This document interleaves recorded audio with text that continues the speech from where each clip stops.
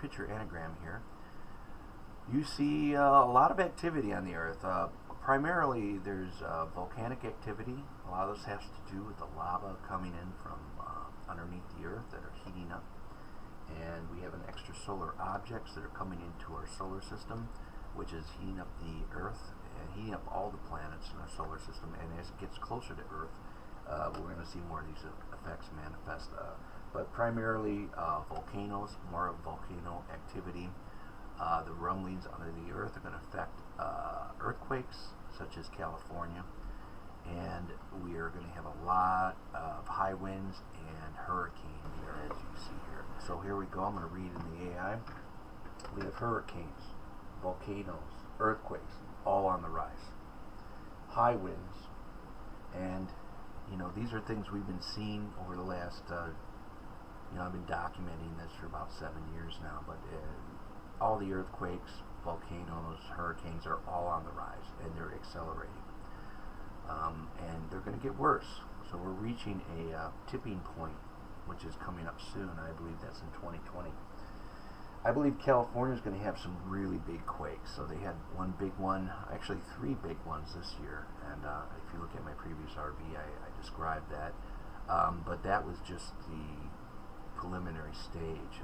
Next year in 2020, around May, we're going to have some major earthquakes in California.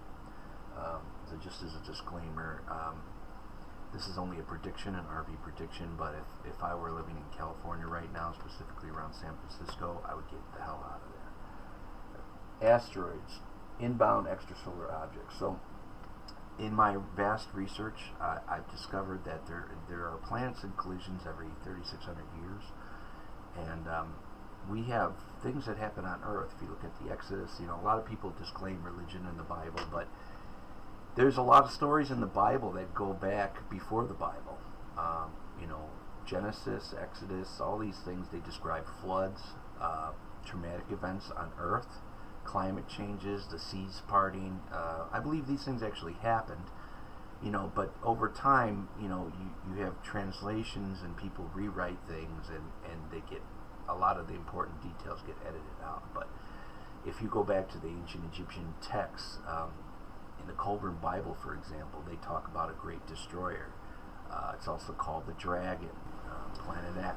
So here in our EI, we have fear, death, destruction, lots of panic, and war. There'll be riots. You see this already starting right now with France, Hong Kong, and in Egypt. People are getting up and rioting, they're protesting, coming out in masses. You're going to see more of that. Civil war in America. Now this is, I believe this is planned. A lot of people in the know claim it's going to happen in 13 months from now, but a civil war is inevitable. This country, America, is very divided, and the whole world depends on the U.S. dollar. The U.S. dollar has hegemony ever since World War II. We became the de facto default currency of the world. And in 1970, we transferred the backing of the dollar from gold to oil. And Nixon did that in the 70s. And that was about 40 years ago. So now the price of oil is dependent upon the dollar. And if anything happens in the Middle East, the whole world's economy is affected by it, which can lead to a depression, chaos, confusion, and Armageddon. If you believe in the Bible or not, it doesn't matter, but there are prophets, there are seers in history. John the Revelator was a prophet, and he did speak of things in this time frame. And we are going through these changes, mass global changes right now, and we're reaching the pinnacle of it. So I highly recommend John the Revelator if you ever read the Book of Revelations.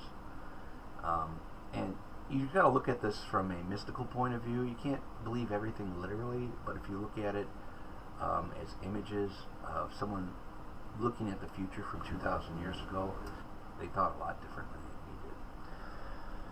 And are tangible. So these are actual effects that I predict are going to be happening. We're going to have mass migration. So a lot of the people living on the coast, a lot of people from Central America coming north. Hence, that's why Trump is working on that wall right now. We're going to have people leaving the California area. A lot of people leaving Florida, the Caribbean. You see this already. Food shortages. This is already happening. The climate's been going out of whack for a few years now. We have a lot of genetically modified crops, and 90% of our corn is genetically modified. So what that means is the seed cannot self-replicate. And over time, we're having flooding, and the sun is going through a lull period right now. So there's a lot of cold snaps and flooding, and this is definitely really hard for the farmers. They're having a difficult time at this point in time. National emergency. This is where basically the military takes over if there is a civil war in America. Oil prices are definitely going to rise. You're already seeing them rise right now. It has to do with Iran and Israel. You look at that proxy war with Iran and Israel, that will escalate the oil prices, and once the oil goes, gold and silver goes. So we're heading into that. Oil wars. Oil wars, as I mentioned before, this is about the resources of the earth, and we're stuck on the petrodollar. We're stuck on oil, and until we come up with an alternative, and it's not oil. You know, oil is the major producer of energy at this moment.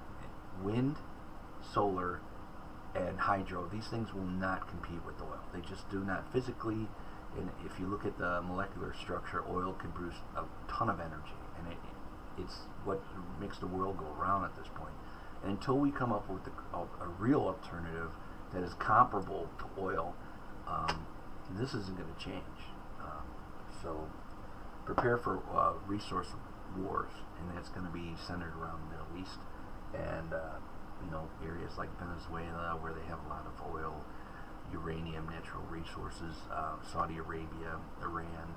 These are area hot spots to watch. Northern Africa. Northern Africa is going to be bad. And then you have the South China Sea. South China Sea is also they're trying to scoop up. And we have a polar north shifting. Now the polar north is well documented. You go to sites like Suspicious Observers. He describes how our planet is actually turning here. We're shifting towards Russia, so the planet is on a tilt, and that tilt, the magnetic north, is going towards Russia, and there is a bit of a wobble. So when this wobble happens, normally when the Earth goes around the sun, there's a bit of a wobble that changes our seasons. Well, this is going cockeyed, sort of, and by the Earth shifting further and further on its axis, the sun is reaching different parts of the Earth, and it's heating other areas hotter and cooling other areas because it's not around. And then we have the ocean shifting, and then also the heat coming, I believe, from this dark star, which is heating the inner core of the Earth, and that's creating all these magma flows and earthquakes. And you know, if anything describes Armageddon, you're going to see it here. You're watching it right now as it occurs. So the sun is going through an 11-year lull period, which is, I think, is kind of good in a way, the sun getting colder, because if we were having solar flares on top of all this, it'd be a lot worse. But when this object does its perihelion, a perihelion is when it comes around the Earth and rotates out and goes back out into its 3,600-year orbit.